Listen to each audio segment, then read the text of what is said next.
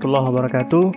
Jumpa lagi di channel Novinaldi. Halo teman-teman semua, khususnya para mahasiswa saya di mata kuliah aplikasi mobile.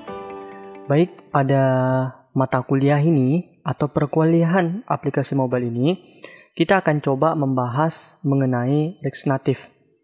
Para penonton setia di channel Novinaldi, teman-teman semua, jika pengen belajar React Native, boleh dicoba ya. Sebenarnya tutorial React Native ini banyak sekali para programmer atau yang hobi membuat konten itu banyak sekali tutorial mengenai React Native. Baik ya, kita akan coba.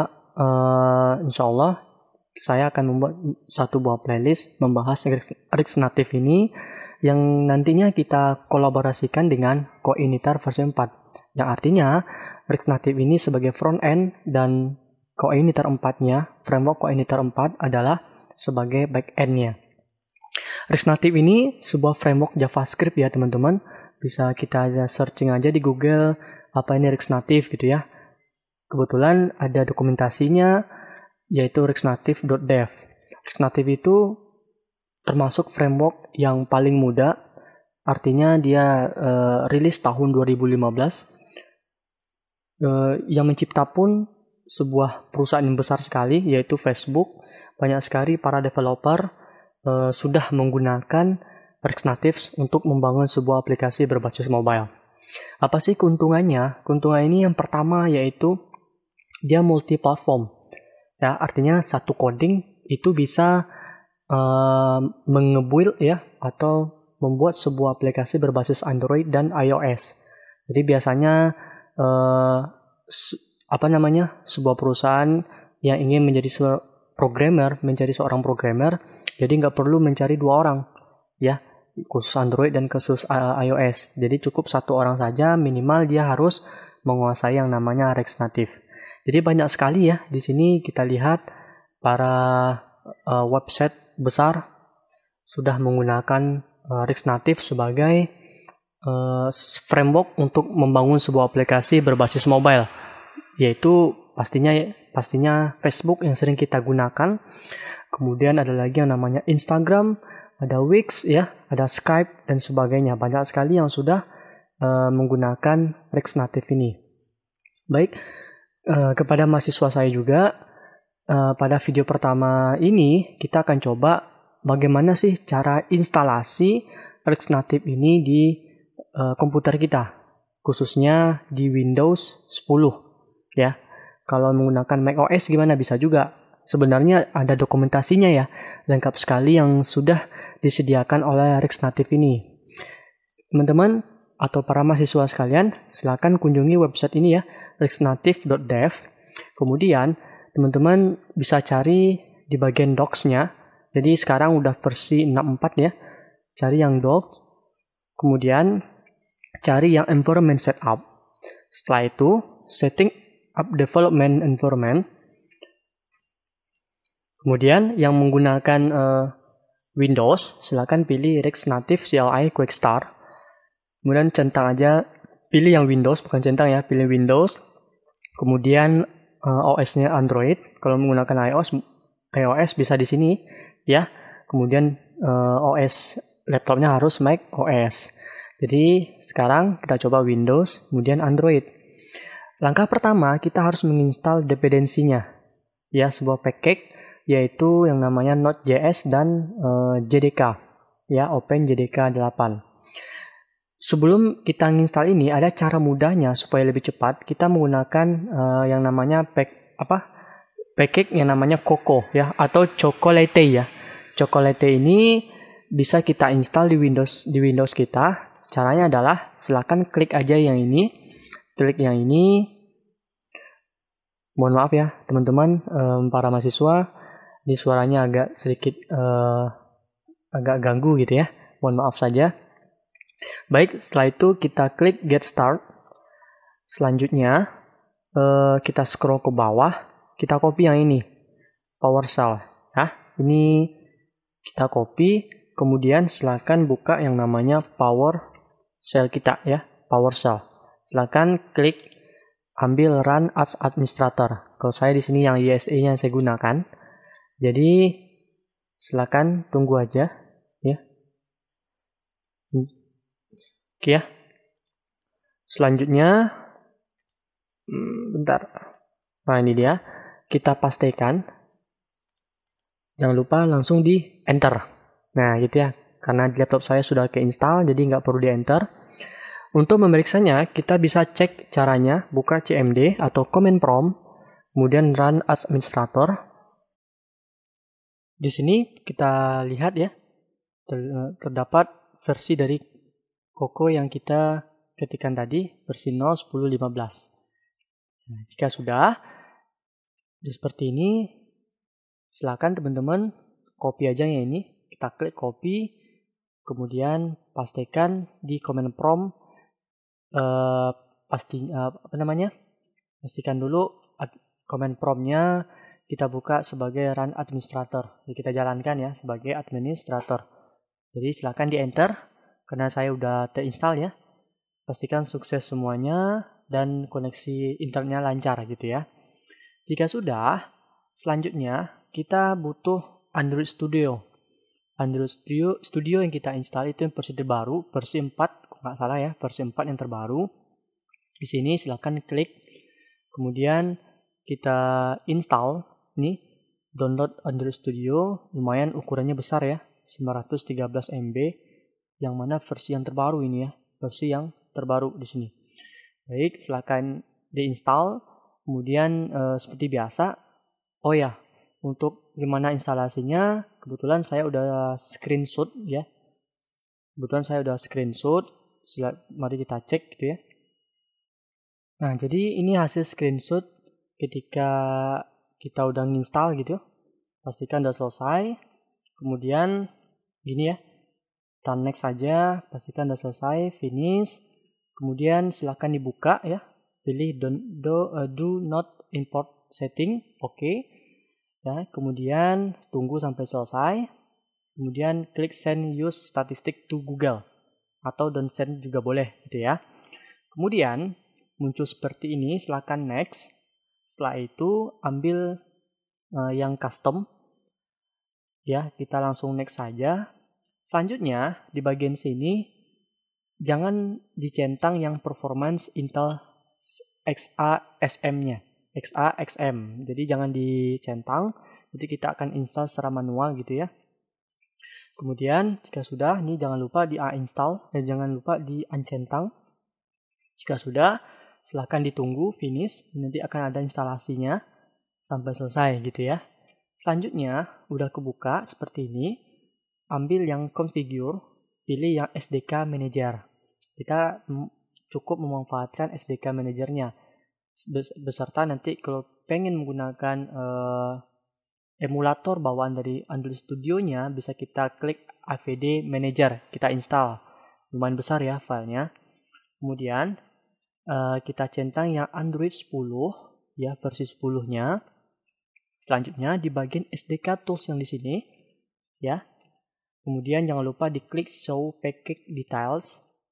Nanti akan muncul seperti ini ya. Pilih yang 2902 ya, 2902 ya. Kita klik ini, kemudian oke, kemudian accept gitu ya, dan finish. Dah selesai. Itu aja. Kalau misalkan pengen menginstal atau memanfaatkan emulator dari Android Studio-nya, teman-teman bisa buka lagi Android Studio-nya. Ya, silakan buka Android Studio-nya. Kita akan menginstal yang namanya emulator dari Android Studio.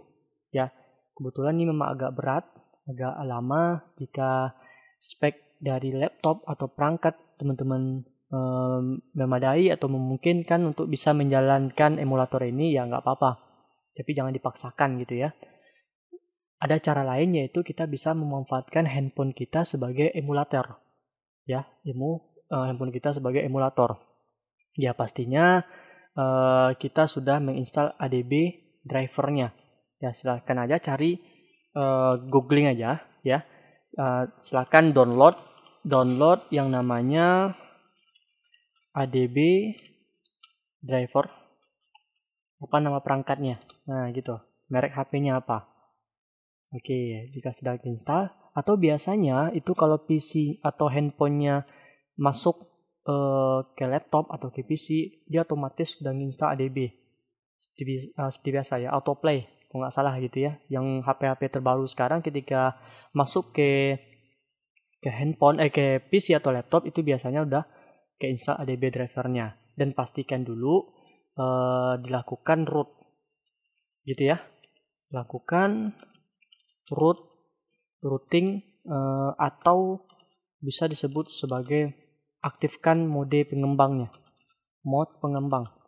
pada handphone kita. Ya, caranya ya silahkan aja googling aja di internet. Biasanya nanti ada pengaturan yang muncul yaitu opsi pengembang. Aktifkan juga nanti ketika menggunakan kabel USB, ketika kita menghubungkan HP dengan PC menggunakan kabel USB atau kabel data misalnya, aktifkan nanti USB debuggingnya. Nah, gitu ya. Selanjutnya, jika sudah, kita scroll ke bawah gitu ya. Tadi kita menguncek atau uncentang Intel XAXM-nya. Jadi kita harus install secara manual, cari di Google ya, download Intel ya XASM for Windows. Kalau menggunakan Windows 10 bisa ya. Kemudian ini ada GitHub-nya, kita klik di sini. Silakan ditunggu. Kemudian kita scroll ke bawah. Kita install sesuaikan dengan OS yang ada pada laptop kita, misalnya manual for Windows, kita menggunakan Windows. Kemudian kita scroll ke bawah ya di sini. Kita scroll ke bawah. Mana ya? Bentar ya. Oops. Bukan apa ya? Bukan manual, maaf. Kita ambil yang ini, available here-nya. Jadi kita scroll ke bawah, kita install yang versi terbaru boleh gitu ya. Kita ambil yang XASM Windows versi 7, kita klik di sini, nanti kita terinstall, ke download gitu ya. Silakan diinstal seperti biasa.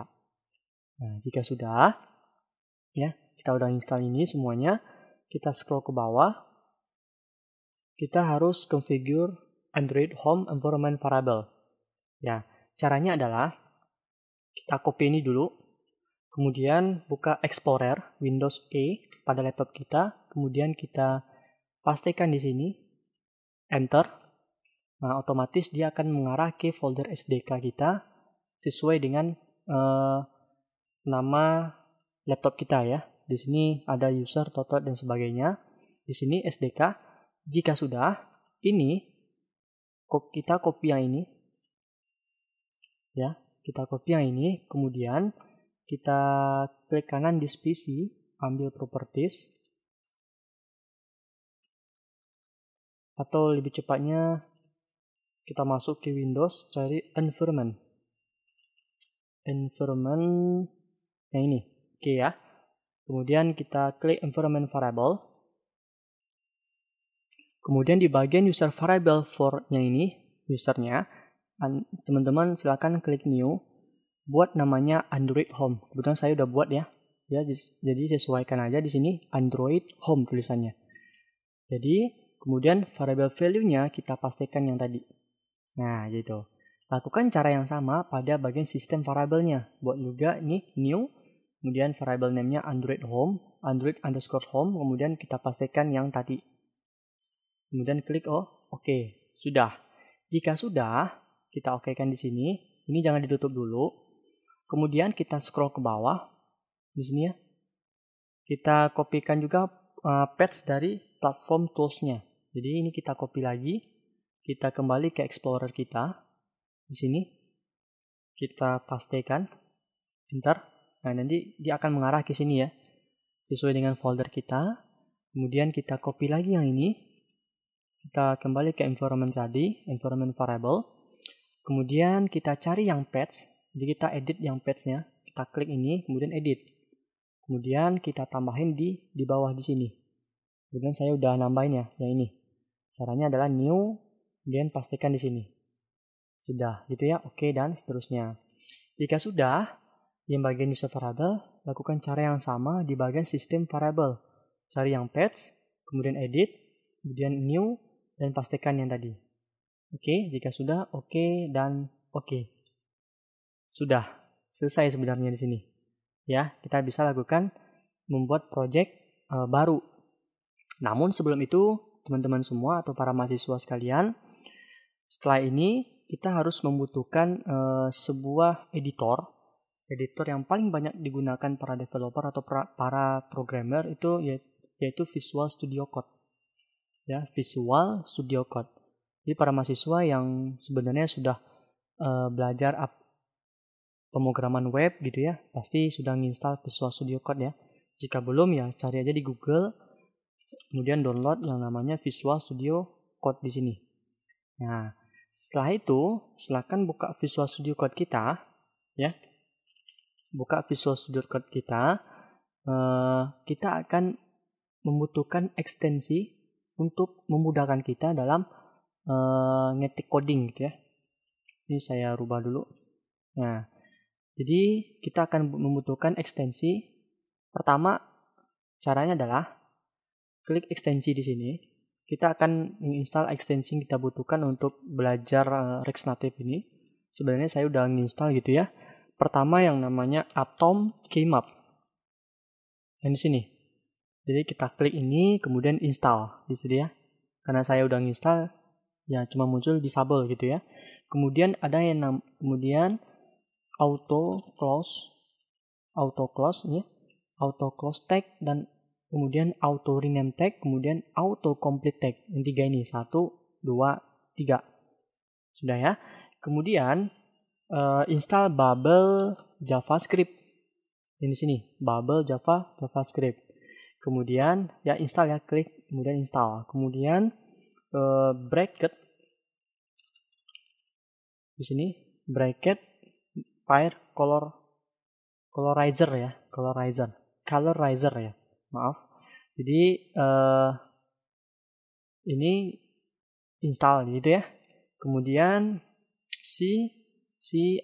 garis miring C++ yang ini kita install juga. Kemudian Chaincase, yang Chaincase-nya ini kita cari aja, kemudian install. Kemudian color highlight ya, color highlight. Kemudian debugger for Java namanya. Satu lagi, debugger for Java. Nah gitu, cari aja. Setelah itu kita cari namanya flow language ya, support. Nah gitu ya. Kemudian git blame, lumayan banyak yang perlu kita install supaya memudahkan kita nantinya dalam ngetik coding ya. Git blame, kemudian Java extension pack ya, Java yang ini extension pack for Java gitu ya. Kemudian ini udah saya install gitu ya. Kemudian Markdown, namanya Markdown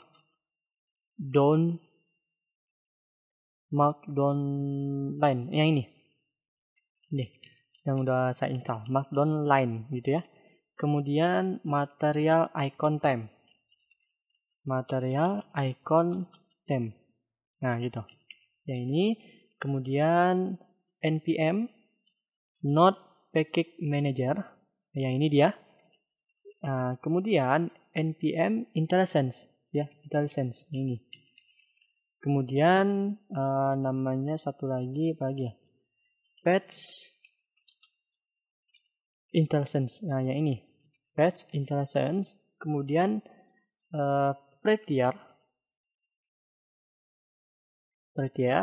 kemudian React Native snippet yang ini. Kemudian install juga yang React Native Tools. Kemudian React Native yang ini, garis miring redact. Kemudian IS7 nya ini, ada 4 gitu ya. Kemudian kita cari search node module. Nah yang ini, node module. Kemudian SVG. ini SVG Viewer untuk menampilkan sebuah SVG ekstensinya.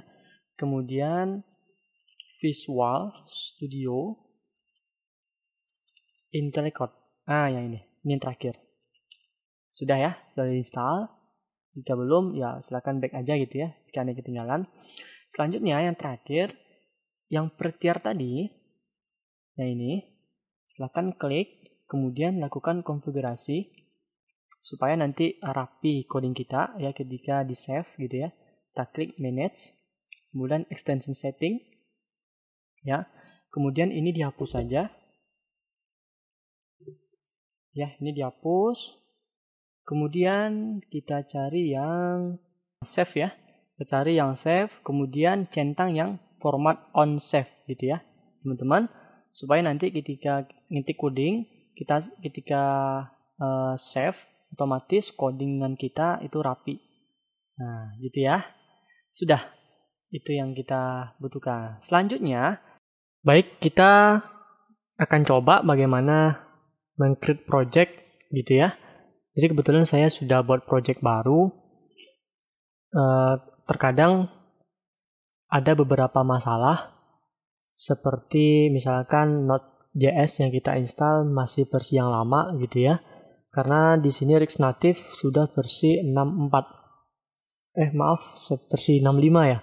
Jadi teman-teman silahkan di-upgrade Node.js-nya. Kalau misalkan teman-teman installnya dari awal, itu udah otomatis Node yang keinstall itu versi yang terbaru. Namun sebelum kita buat project baru ya teman-teman, jadi ada tambahan sedikit sebelum kita membuat project baru, sebelum kita nge-create aplikasi baru, pastikan teman-teman terlebih dahulu kita install Yarn, sebuah package yang namanya Yarn, yang nantinya bisa memudahkan kita untuk menginstal modul-modul dari luar atau kayak package gitu ya.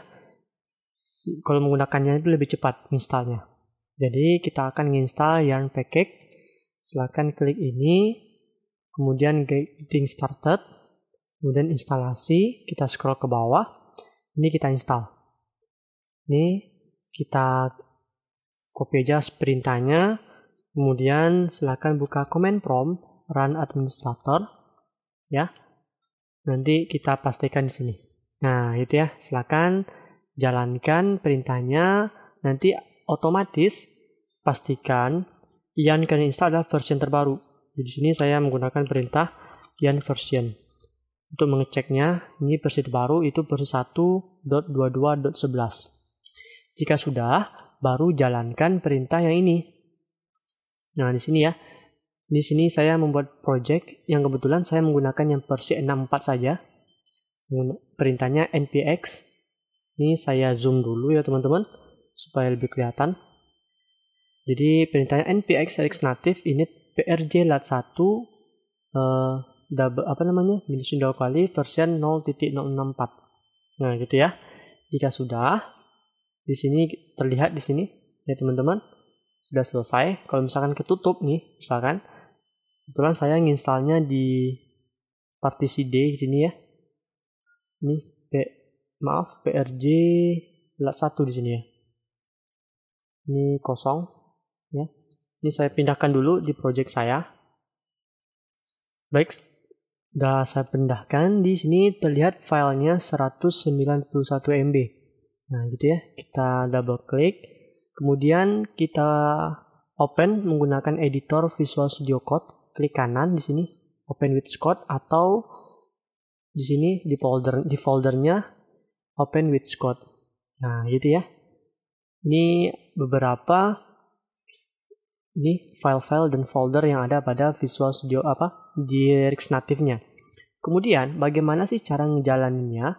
Ya, caranya mudah sekali. Kita kembali di sini Explorer-nya, kita klik kanan. Kita bisa menggunakan terminal atau command prompt bisa juga ya. Klik kanan command prompt ya. Atau saya di sini menggunakan terminal. Saya cukup ngetik perintah menggunakan perintah yarn. Kalau misalkan manualnya atau perintah dari React Native-nya bisa menggunakan yang namanya di sini katanya npx React Native run Android. Jadi kalau kita sudah install Yarn, kita cukup mengetikkan perintah, ya, perintahnya itu Yarn Android. Nah, gitu ya. Dan Android, silahkan ditunggu sampai selesai. Ini memang agak sedikit lama ya teman-teman untuk menjalankannya, karena nanti ada juga dia mendownload Metro Server gitu ya, Metro Server. Ada mendownload beberapa package lagi gitu ya. Jadi di sini saya menggunakan device emulator dari Android Studio. Kalau teman-teman pengen menggunakan handphonenya, ya bisa juga ya. Ya pastikan sudah menginstal ADB driver, atau biasanya kalau handphone terbaru sekarang udah otomatis saja. Pastikan dulu sudah HP-nya sudah di root, kemudian aktifkan USB debugging namanya ya. USB debugging. Perlu teman-teman ketahui juga untuk menjalankan Yarn Android tadi atau menjalankan Rix Native kita ini, pastikan kita lagi terhubung internet ya. Pastikan kita lagi terhubung internet karena dia ada beberapa yang download gitu ya. Baik ya, ini sudah dibuild secara buildnya sudah sukses dan jalan, dan saya menggunakan emulator dari Android Studio-nya ya. Kalau misalkan teman-teman ada masalah seperti contoh yang saya alami ini, kalau ini ada kata-kata device is offline, berarti kemungkinan emulator yang terinstall itu belum aktif atau belum terdownload. Teman-teman bisa download aja secara manual ya, buka Android Studio-nya, kemudian nanti ya akan ditunggu. Nah, di sini ambil configure, kemudian AVD, kemudian create virtual device. Nah, gitu ya. Silakan diinstal sesuai dengan keinginan gitu ya. Jadi jika sudah, silakan di start saja nanti actionnya, kemudian baru lakukan diulangi perintah Yarn Android tadi. Nah, jadi ya, ini welcome to Rix Native sudah berhasil. Jadi teman-teman, jika khususnya mahasiswa saya, jadi kalau misalkan seperti ini, kita akan lanjut ke video selanjutnya, bagaimana sih cara mengenal namanya komponen ya, yang namanya komponen dari Rix Native ini. Baik, terima kasih sudah menonton, semoga berhasil. Assalamualaikum warahmatullahi wabarakatuh.